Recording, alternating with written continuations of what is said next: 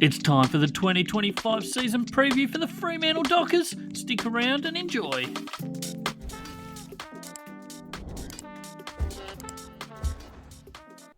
Welcome on in, everybody, to the All Aussie Rules YouTube channel. Today we've got the Fremantle Dockers 2025 season preview for you. Big season coming up for the Dockers, an important one for them as well. So we're going to be checking out a look at their players, a look at their last few seasons, a look at what we can expect from the Fremantle Dockers in 2025. Don't forget to like this video, hit the like button if you enjoy it. Comment, let me know where you see Fremantle finishing up this year, and also don't forget to hit that subscribe button as well. Tell your friends about us. We're trying to grow. We're trying to get more people watching these, so any help would be great. Without any further ado, let's jump into the Fremantle Dockers. Last year, that didn't come up, they finished 10th on the ladder. 12 wins, 10 losses and a draw. A bit of a disappointing season for them, in all honesty. They looked like they were cruising towards finals with about 4 weeks to go. They were well and truly in contention. After round 20, they were sitting third on the ladder. And then it kind of all fell apart from that point onwards. They went all the way down to 10th. They lost their last 4. All, I won't say definitely winnable, but certainly winnable. They lost to Essendon by a point. They gave that one up. That was in Melbourne, but they did give that one up. They lost by 11 points to Geelong, which was at home. Disappointing result. Followed that up with a 9-point loss against GWS, which they were more than competitive in. It was a good game, but just didn't get over the line.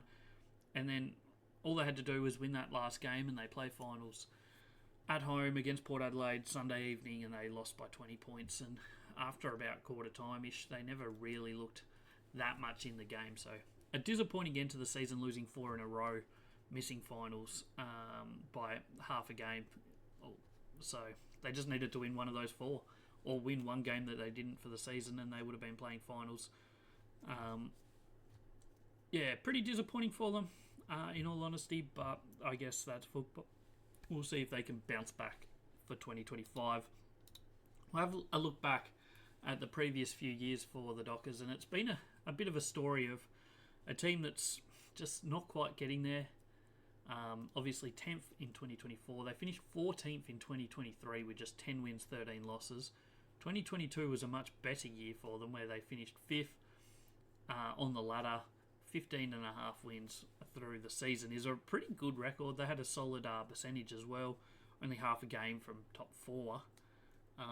In the end, that possibly cost them, because they did win week 1 against the Bulldogs before playing Collingwood in Melbourne in a semi-final and getting beaten. So they finished 6th on the ladder in 2022. 2021, they finished 11th, 10 wins and 12 losses. Not a fantastic season. And same for 2020, when it was a shortened season. They won just 7 games out of 17, finished 12th on the ladder. So in the last 5 years, they've finished 10th, 11th, 12th and 14th in 4 of those. And the one in the middle, they finished 5th on the ladder. So just the one outlier, which would have given them confidence too. A 15.5 win season after a couple disappointing years, but they've followed that up with not the best 2 seasons. 2023 certainly disappointing. 2024 was so close to being good. All they had to do was win one more and they would have played finals, and they were really close in quite a few games. They obviously drew with Collingwood. They lost by a point to the Bombers late in the season. So it could have been a season where they finished well and truly in the top 4, but in the end, they missed finals. That's pretty much the long and the short of it. They're just a team that shows enough signs, but just doesn't quite take that next step, I think, at the moment.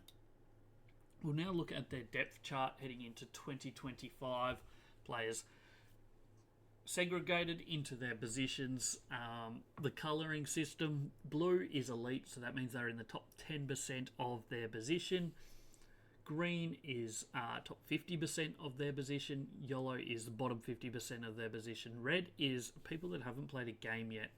And then any orange ones, which you'll see Will Brodie as a midfielder is orange, means they didn't play last season, but they have previously played. We'll start in the key defender line as we typically do. They're not the weakest in key defenders. Alex Pearce ranked 20th last year. He did miss a little bit of football. Could have been slightly higher. Josh Draper 40th. And then Brendan Cox 51. Hugh Davis 74. Oscar McDonald 79. And I don't think we'll see much of Ollie Murphy this year. So solid enough key defenders. They probably want one of these younger ones to step up a little bit more. If they could get 2 within the top 25, that would be solid. If they can get a full season out of Alex Pearce, you'll see that improve as well. So I think a key reason they didn't succeed late in the season last year was the Alex Pearce factor. He did get injured midway through the year. Came back for a game, I think, and then got injured again, and it just wasn't the same without him back there. So a full season out of him in 2025 will be crucial for them. Their general defenders, they have a little bit of strength here. Luke Ryan, obviously one of the best general defenders in the league, All-Australian last year. High quality player. Jordan Clark, Heath Chapman, both very solid. They need probably a little bit more out of one of these next couple. Either Walker, Aish, Wagner, or Carl Warner, in all honesty, for 2025. Either that, or they need somebody else to change position and be an extra person down there. Because you definitely want at least 4 general defenders that are in the top 50% of the league, I think. We jump into the key forward lineup. This is their strongest position outside of their midfield. They're 2 dominant parts of their ground is their centre work and obviously their tall forwards. Josh Tracy last year was outstanding. He ended up 7th best key forward. Had a fantastic year. Overtook Jaya Miss as their best forward for the year. Jaya Miss dropped to 19th best, but they're still pretty solid. These 2 have the potential to be the best key forward duo in the competition. Obviously, probably Carlton's at the moment, in all honesty, is the best with Curnow and Mackay. There's a couple others that starting to show signs, but I think this is the big one. This is the big challenger to Carlton's.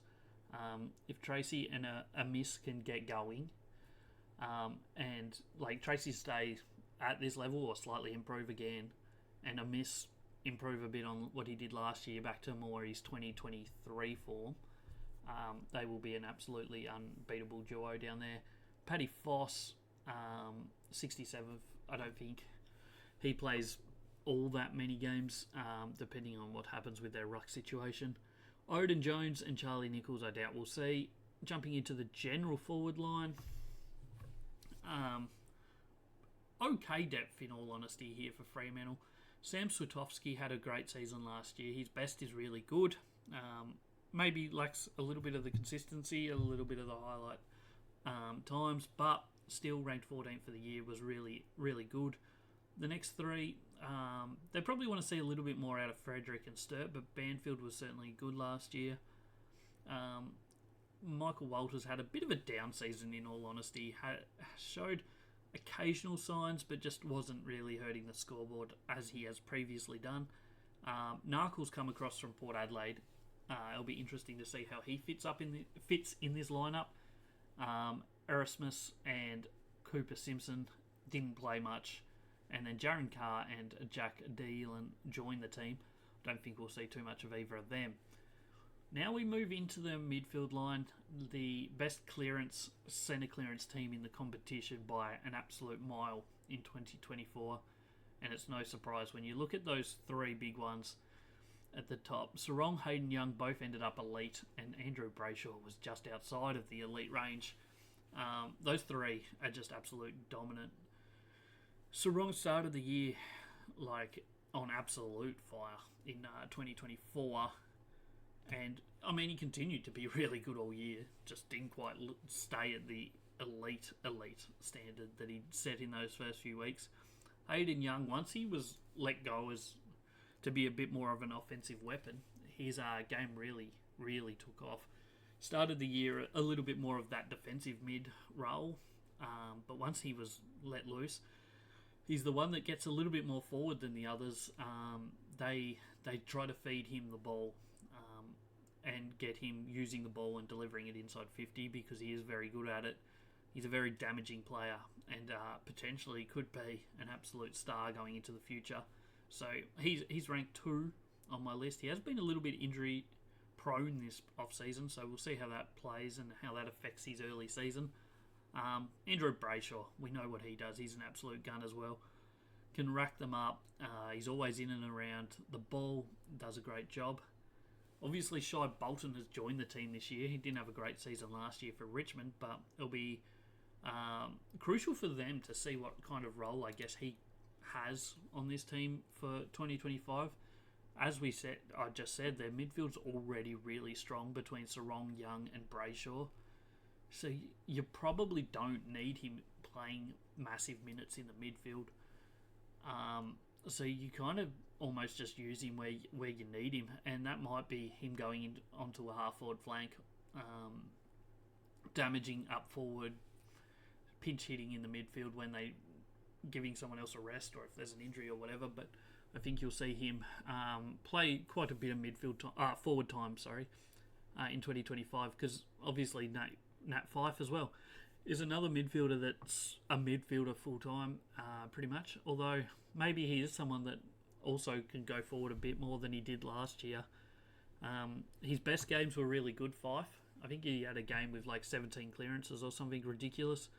But then he also had quite a few games where he just wasn't finding the football at all. So he still ended up 66th ranked as a midfielder last year, which is pretty solid, but not to the level that he was 4 or 5 years ago. And I mean, that's completely understandable. He's getting on in age.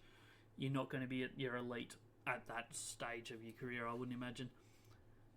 The next batch of players, O'Meara, Sharp, Johnson and O'Driscoll, all serviceable, all still useful without being match winners, but their midfield's already good. These guys just need to be role players. Will Brodie, you'll see get a few games this year as well. I don't think you'll see Murphy Reid. Maybe there's potential for someone like a Matthew Johnson to go into that half back line maybe, and just give them a little bit more run and carry out of there. We'll wait and see, I guess. Jumping into their ruck, and this is another really interesting position because they obviously have 2 very good ruckmen in Jackson and Darcy. I don't think you'll see too much of Liam Reedy or Aidan Riddle, but these 2, what's their best lineup? What's the best option for them? I think it's pretty well known that Sean Darcy's probably the better ruckman of the 2. He's just very injury prone year in, year out. Whereas Luke Jackson's more that forward that goes into the ruck, gets even forward time, ruck time sort of role, which kind of works for them when they've already got 2 really good tall forwards up there in Tracy and Amiss. To have Luke Jackson swinging into that forward line and adding a 3rd tall option is really beneficial for them. But that's reliant on Sean Darcy actually playing, which last year he missed quite a lot of football. It has happened most of his career that he's missing quite a lot of football. If he gets a full season under his belt, he certainly could be one of the top 4 or 5 ruckmen in the competition. There's no doubt about it.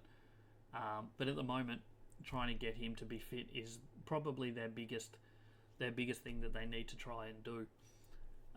So overall, they've got a pretty even spread of players, like good players. I think it's clear that their midfield and key forwards is their best 2 spots. Their ruck line could be really strong if, as I said, Sean Darcy gets a full season in. Their small forwards, Sam Swiatkowski gets a bit of midfield time also, but he's probably their key player at the moment up there. They need to try and probably get a little bit more out of one of the others. And then their key backs also could be really good if Alex Pearce gets a full season. Luke Ryan's obviously a gun based on last year, so they've got some good talent in there.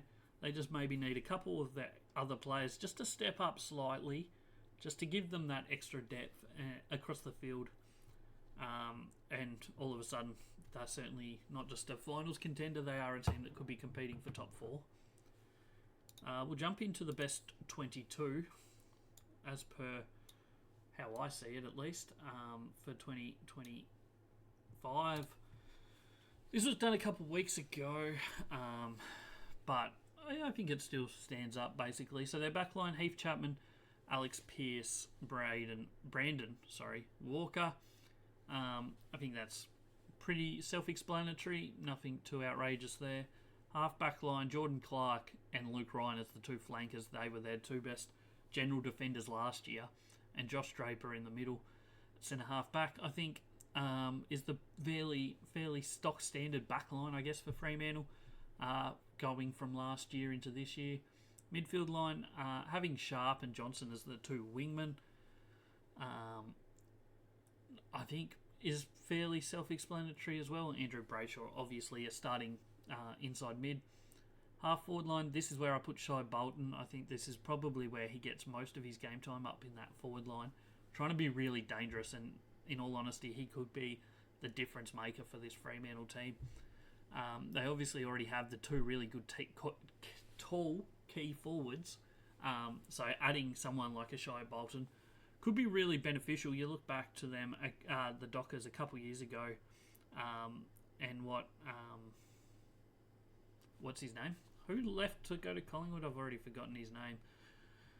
Lockie Schultz did a couple years ago in that Fremantle lineup as a small forward. Was really, really effective. So Shai Bolton could well do that, but better than Lockie Schultz did. So he could be in for a massive season. As I said, Jaya missed centre half forward. Sam Sturt in as the other half forward flank. He had a pretty solid year last year, in all honesty.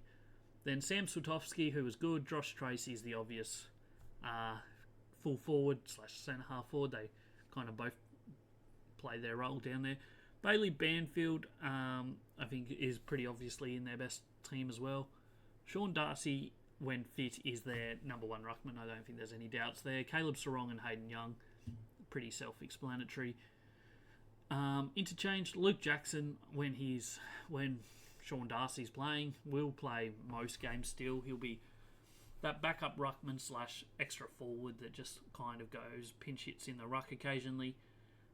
Nat Fyfe, still definitely in their best team. O'Meara and James Aish, both getting on a bit, but both certainly still capable of being in their best team.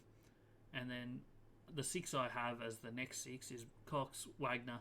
Michael Walters didn't show as much last year as he previously had. Will Brodie could be coming back into this team. Michael Frederick, he's probably got a big year ahead of him in terms of trying to take that next step. Because, I mean, he was really solid last year. Probably unlucky not to be in the best team. Probably drops out because of someone like a Shai Bolton coming in. But he'd be the next picked, I reckon, from this list. And then Quinton Narkle coming over from Port Adelaide, probably behind him as a half-forward flanker / forward pocket. So that's how I see their best 22 for 2025 season. I think it's a pretty even, solid lineup, in all honesty. Now we check out just a snapshot of some of their season for 2025. They start the season with round one down in Geelong. It's going to be a tough first game of the year. Geelong in Geelong. They have had success down there before. Round one, though, against Geelong is not the easiest draw. Obviously, Geelong last season made it all the way to a prelim and were leading a prelim with only a few minutes to go. So it's not going to be an easy task for them, but it's one that will be crucial, I guess, for them. If they win that one, it's going to be huge for their season. If they lose, it's not doom and gloom, but they have to win all their games at home. Basically, is what they are set up as, and try and pinch a couple on the road to get up towards that 15-16 win season. Their two buys, obviously, opening round is their first one, and then round 13. Gather round is round 5. They play the Tigers at Barossa Park, which is actually a pretty good draw for them for gather round. Sorry. You obviously don't want to be playing Adelaide or Port Adelaide in Gather Round because it's their home games. And getting one of the lower ranked teams in a neutral venue is probably pretty beneficial for Fremantle, in all honesty. And then we look at the teams that they play twice in 2025. Collingwood, Port Adelaide, St Kilda, Sydney, West Coast, and the Western Bulldogs. So you look at that list. Obviously, Sydney, runners-up last season, so one team from the top four. Then you've got Port Adelaide, also finished top four, as well. They finished second on the ladder and in the home and away season. So two of the top four in there. Bulldogs played finals, and then Collingwood, St Kilda, West Coast all missed finals, so they get one out of the bottom three from last year. Two mid-tablers, three if you count the Bulldogs, and then two at the top. So not the most outrageously hard season, but also there's no real free kicks in their draw either. So I think that they're pretty much ready to take that next step. They've shown all the signs. They've got a really good base of talent across the field.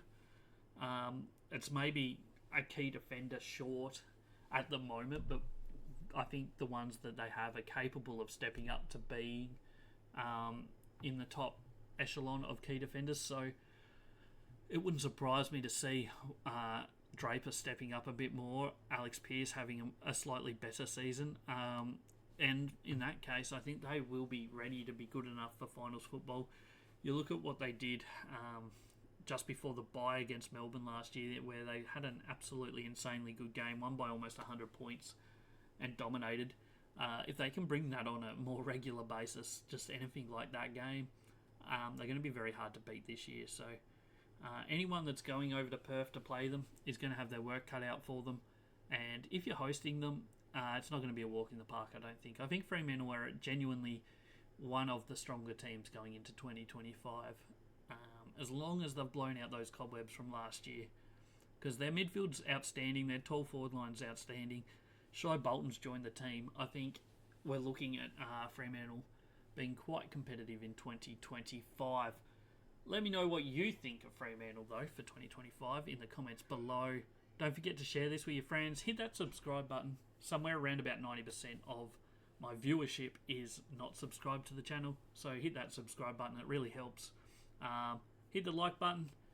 We'll be back tomorrow with Geelong preview coming up tomorrow. So come back, check that out. Check out all the rest of the previews on the channel. Thank you for watching. I'll catch you on the next one.